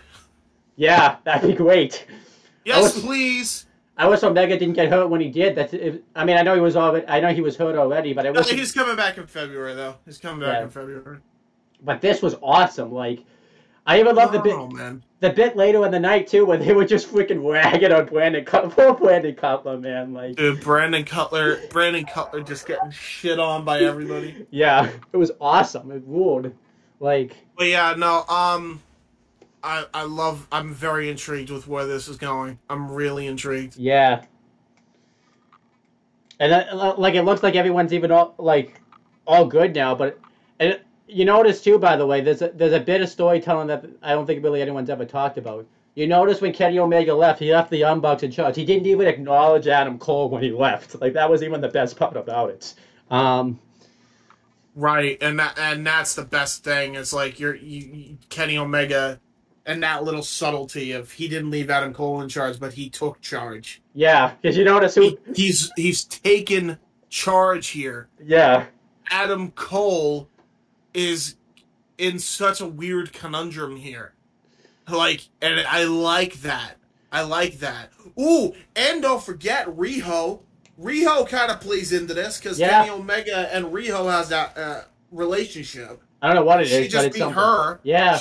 Yeah. Well, let's not speculate. I'm pretty sure they're just friends. Yeah. But and the Battle of the Belts match happened too, which was very good. Mm-hmm. So nowhere on my top 5, but it's still good regardless.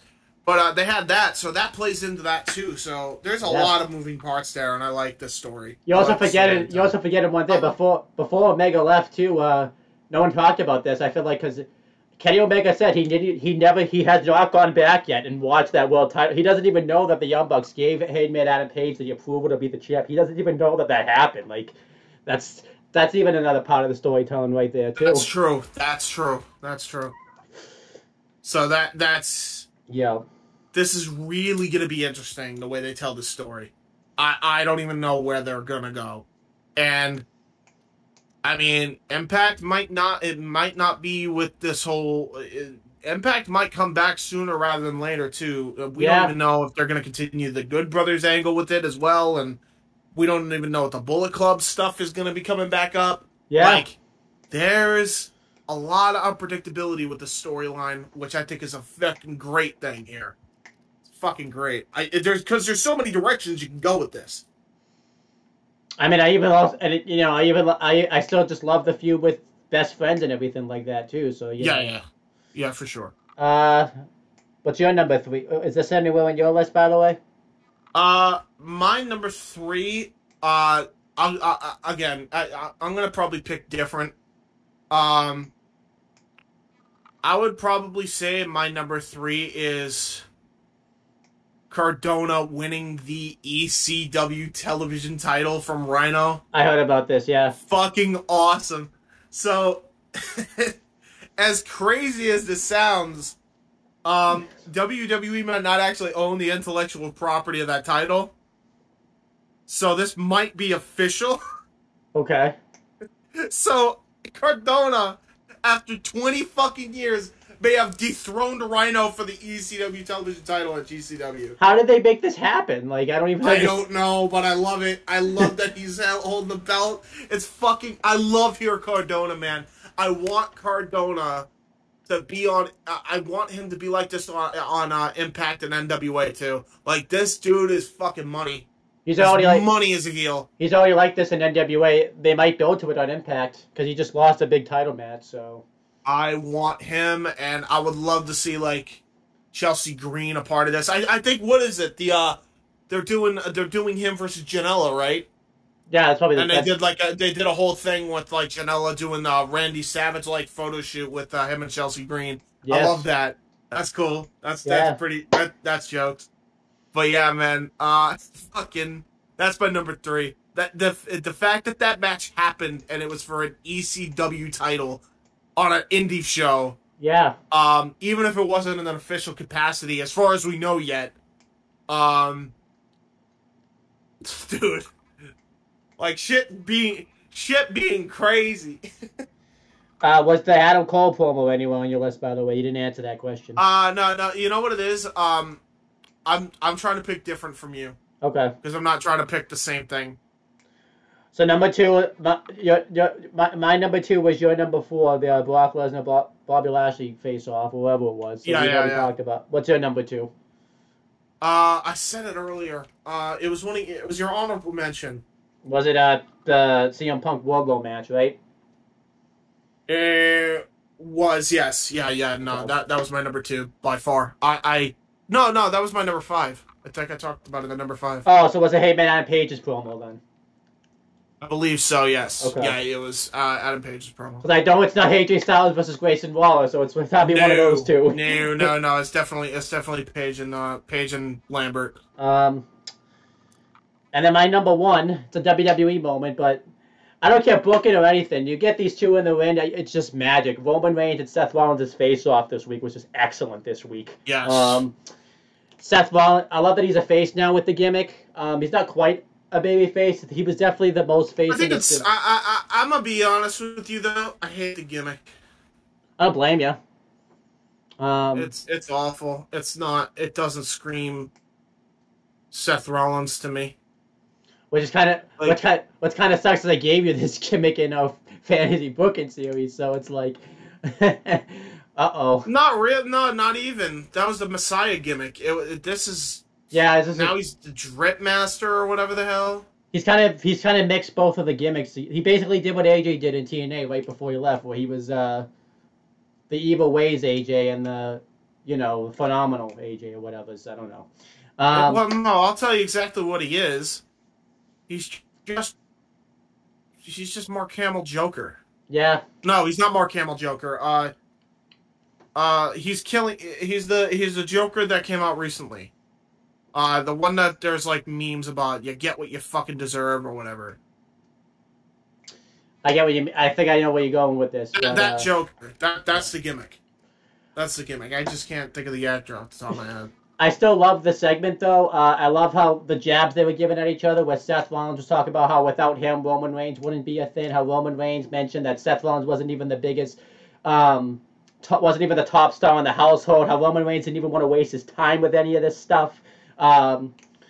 This was just a great segment. I've wanted to see this match since Roman's turn. I even love how they tried to do the Shield thing, and Roman Reigns says, "That's beneath me now." Like he did it because he's. I honestly, I wouldn't have even made it for the fucking. I honestly wouldn't have even made this match. See, the thing is, they're doing it for the Royal Rumble, right? These are the matches for the Royal Rumble. Yes. Yeah, you know what this means, though, right? Universal title is going to merge with the WWE World title. It's fucking obvious. Yeah, it's happening at some point. They've already set that up. It's Mania. It's Mania. Yeah. They're doing so that means the world title lineage is going to die that night, and it's going to merge with the Universal title. Which I think is fucking stupid. Yeah, that shouldn't happen. That's what's happening. I can see that coming a mile away. But yeah, nonetheless, I can see why that's your number 1. What's your number 1? My number 1 is yeah, this is gonna probably I gotta say, man, Moose versus why am I blanking on who we fought? I should Moose versus W. Morrissey versus Cardona was a fucking great match. Yeah. I got to call that with Noah on Jeff Beecham's show. That was awesome. Fucking great shit. That was my number 1. I also have another honorable mention because I'm struggling between having this as number 1. I feel like it was because it was a backstage segment, it couldn't be number 1. Eddie Kingston and Jericho's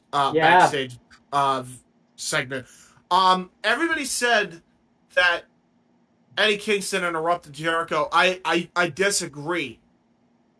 Which is why I love this so much. If you pay attention, which not a lot of people that criticize AEW fucking do,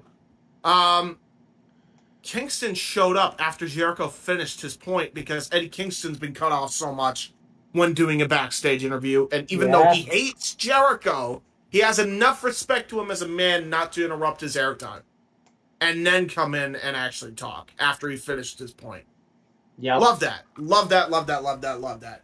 And I love that he's talking to Santana and Ortiz. They're acknowledging the history together there, and they're acknowledging that Jericho has taken them under their wing and that it's a family and all that. And Jericho kind of looked a little heelish.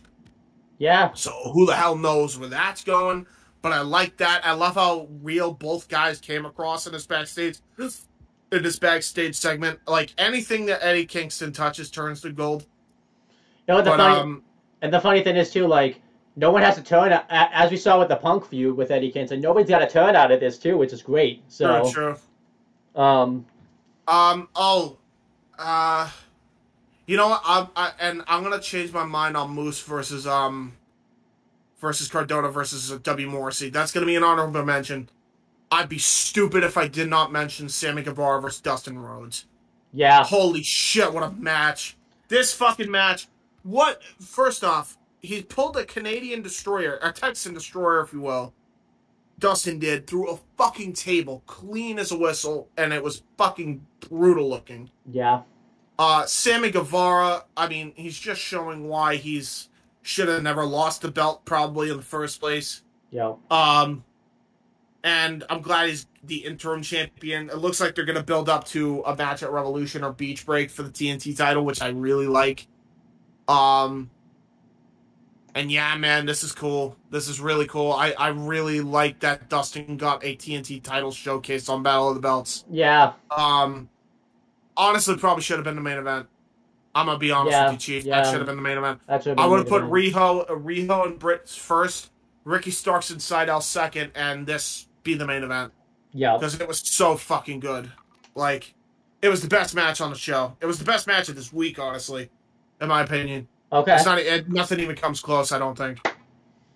All right, so let's end it off. Let's go through. I'm assuming we want to start negative. Let's go through what we think is the worst match, worst segment, worst show, worst wrestler. So what was the worst segment of the week? Okay, if we're talking worst segment of the week, because I know I don't feel like I did a lot of segments. Man, I probably have to go with that fucking matches kind of segment. We separate matches and promo segments. For match, I'm going with Natalya and Aaliyah. Yep. Actually, that's not even up for debate. Fuck, for me, there's no way. Actually, I had Ciampa versus T-Bar, but realistically, it's probably Natalya versus Aaliyah. I mean, it's either way, man. Yeah. Like, fuck. Talk about burying your talent. I might say Ciampa versus T-Bar because that worries me more. Like Natalya. Yeah, true. No, yeah, true. But yeah, segment. At least, I guess you could say that Natalya and Aaliyah was at least on SmackDown. Yeah. What was the segment? I don't know, man. Segment? Worst segment? It's honestly a tough one. I actually don't know. I can't think of a worst segment. Maybe the Naomi. Maybe the Naomi segment with Sonya. I went with the Alexa. I went with the Alexa Bliss Road to Recovery. So there you go. Fair. Yeah, that's fair. What was the worst show of the week? In fairness, it's actually a toss up between Raw and Power. I think Raw's worse because Raw's 3 hours. Yeah. It usually is. Yeah. So at least Power's an hour. Yeah.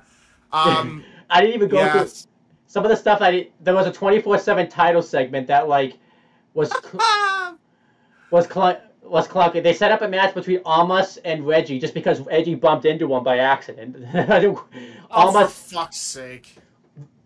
So beats AJ and he's going for the 24/7 title. Oh fuck! Yeah. I hate it. Yeah. I hate it. Yeah, no, by far, I don't know, man. Yeah, no, Raw, by far. Power at least had a good. There was actually some good stuff on Power at least. So. Yeah, that's rare to say about Raw, and even if it is, you're too fucking exhausted to fucking care. Yeah. What was who? I don't think this is up for debate. Who was the worst wrestler of the week? It's Tyrus, right? It's gotta be Tyrus. Tyrus. As bad as Jujayas was, I think Tyrus is worse. I don't know, man. Actually, if Murphy is as bad as I think he was, I don't know. Actually, you know what? We'll just we'll say it's a tie. How about that?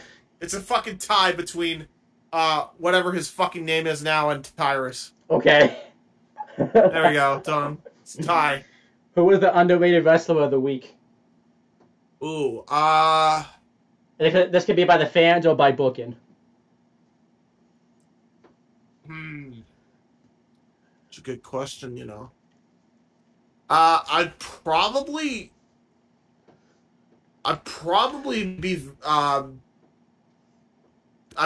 say like Ricky Starks.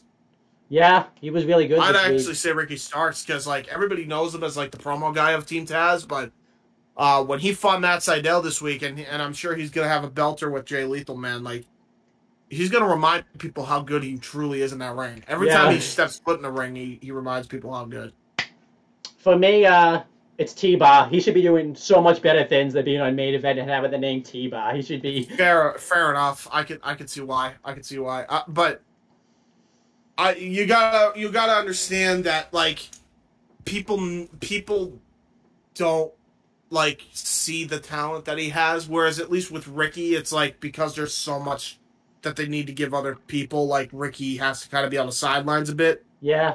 But like he could go, and you and I know he could go, and we know T-Bar can go as well. It's just that he's not giving. Shouldn't be fucking T-Bar. He shouldn't be fucking T-Bar. What? Like fuck me. Who came up with those stupid names? What's next? Wrench. Fuck. What was the name he came up with on the retro? You Chris, and Casey did Slapdick or whatever. I don't even remember. Like Slapdick. Yeah. It was an NXT Takeover R Evolution, I think. Yeah. All right. Who was the most overrated wrestler? Who was the most overrated wrestler of the week? Ooh.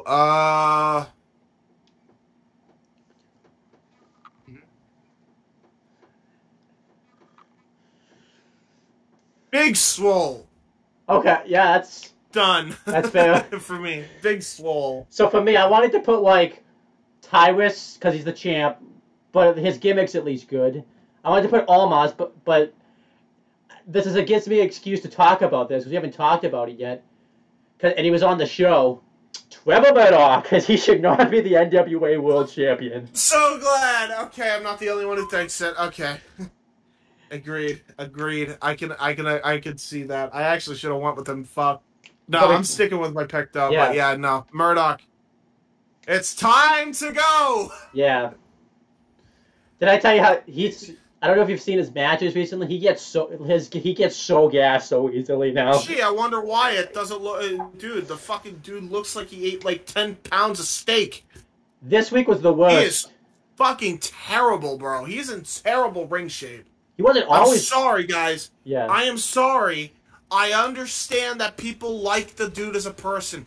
I'm sure Trevor Murdoch's a lovely fucking guy, but this motherfucker is way past his prime. Yeah. He should not be the world champion of any wrestling company. I'm sorry. I hate to be that guy, but honestly, if I took my goddamn shirt off and I won the world title. Yeah. Seriously, like it's not. It doesn't look good, and the dude gets blown up halfway through a fucking match, if that. Yeah. There's no way, and the fact that Aldis didn't want to fucking give the belt to Cody. Yeah. But he was willing to fucking job for Trevor Murdoch because of the Harley Race connection. It's not a good reason. I'm sorry, dude, but come the fuck on. I'm sorry. Like, Harley Race was in better ring shape when he won King of the Ring than Trevor Murdoch is when he won the NWA World Title. Yeah. Fuck out of here, dude. Yeah, it's bad. When he was King Harley Race, I don't know if it was King of the Ring, by the way. I might have gotten that fucked up, but when he was King Harley Race, he was in better ring shape than Murdoch is now. Yep. So we do best and worst commentator of the week. Is that a stretch? Best commentator of the week. I'd say D'Lo Brown. By far. I don't think anybody can touch D'Lo Brown right now. Considering the fact that for me, I the only time I saw him was like the first opening minutes of Impact. I'm gonna go with Excalibur. He's always on point. He's always doing great stuff. Yeah, true. I could see why. The worst commentator of the week. It's tough. There's a lot of good commentators out there. I honestly, worst commentator of the week? Jericho. Really? Yeah, still Jericho. I could go with the WWE fucking thing, man, but that's a cop out. Jericho's fucking unbearable on commentary on Rampage. He's fucking unbearable. You know who I feel bad for is he's pretty much the reason Mark Henry got shafted off commentary because he could never get a word in. No shit. I mean, Mark Henry also was not good at commentary. Let's be fucking honest. Yeah, but like, he never got a chance to be because, first off, it's a 4-man booth and Jericho has to be there. Why? It's his worst fucking attribute. He's great with everything else, but commentary's awful, dude. I'm tired of people saying that he's fine. No. All right, he's a babyface number one, and he's taking up for some of the heels still, even though he's feuding with 2 heels in 2.0. And then this fucking dude is constantly shitting on Ricky Starks because he's being a wrestler and he's on commentator. And it's not like Bobby Heenan was. It's just Jericho's just saying a bunch of one-liners to get his shit over. Yeah. And it does nothing to add to the fucking shit going on. So, by far, it's Jericho. Like, fucking Cole couldn't be worse than him on his worst day. Neither could fucking, what was the guy named? Vernon or whatever the fuck his name was? Oh, yeah, I think I know who you're talking about, he makes Vernon sound like JR. I was gonna put Velvet Sky, but I think you sold me on Jericho. Like, at least Velvet Sky lets people talk, and she's not unbearable on commentary. Yeah, Velvet's but, like, she's not terrible. Yeah. Jericho's just the worst, dude. He's like nails on a chalkboard for me. So I said I even bother asking this question because I feel like every week it's gonna be you're gonna say Jericho. I don't think there's gonna be. It's gonna be Jericho probably. So. Oh, you know what sucks, by the way? Matt Striker's gone. That sucks. Yeah, Phyllis was my close number 2. I'm sorry, I don't see the hype. This guy sucked. He was not invested at all. Yeah. Like, how do you go from Matt Striker to this fucking guy? The only reason I could see is if you remember, Matt Striker, I think, had a lot of outside obligations, because if you remember, there'd be weeks at a time where he wasn't on a show, so I think that's why they got rid of him, because he couldn't make the time for it, but whatever. I don't know what's going on. Like... Yeah, neither does Impact, apparently. Yeah. But yeah, that's the end of the show. Look at this. We got the show done. I mean, we got this done. I mean, it still ended up being 2 hours, but I think because there was a lot of... It's way fucking... It's better than it being 3, 4, 5, or 6. And you did do a lot of ranting on Big Swole. I think that took up a good chunk of the video, so... I'm glad I got my rant going. Yeah. And by the way, if you want to hear more... I probably, by the time you see this, am going to be on the Jeff Beecham Network on Open Mic Night with Noah Foster, probably talking about this exact same shit, and we're going to be talking about it all together, so. Yeah. Enjoy that. 11:45 p.m. EST. Go on Noah's channel. I probably will also have it on my channel, and Jeff will have it on his channel, so. Yeah. There you go. So I hope you guys enjoyed this show. This is this new experiment we're doing. Pretty soon, if this ends up working out, we'll have a nice intro. There'll be more people on, so that's going to be And we'll actually have an outro screen and a logo thingamajiggy on the side, and it'll look like all the other productions. It'll be good. Unfortunately for you, James, you're getting the boot, and Chris Dodd's coming on here next week. You're getting booted off the show for a while. Oh no! So wait, I thought it was Steve. I thought it was supposed to be Steve next week. No, it's Chris. No, it was always Chris next week. Oh, it was always Chris? Yeah. I was gonna say, like, maybe we could try it 3 one of these times. Try 3 one time, see how it goes. Yeah. You mean Chris or something? See what we got. The plan is I'm gonna try to see it. I'm gonna get Chris on next week. Then I'll see if I can get Noah on in 2 weeks, and then Steve. And I'm going to make sure I actually have a list this week. The only reason I winged it this week, by the way, if I didn't mention it before, I got my booster shot, and it made me so sluggish the day I was going to do the list that I literally was focusing on trying to get myself ready to do recording with Casey and Mike for WYW. Yeah. So I literally was just trying to focus on getting better for that at that point. Like, everything else slipped my mind at that point. Yeah, I can't blame you. But yeah, I hope you guys enjoyed this. It was nice and easy. Everyone got to talk about what they wanted to talk about. I know everyone was only 2 people here, but...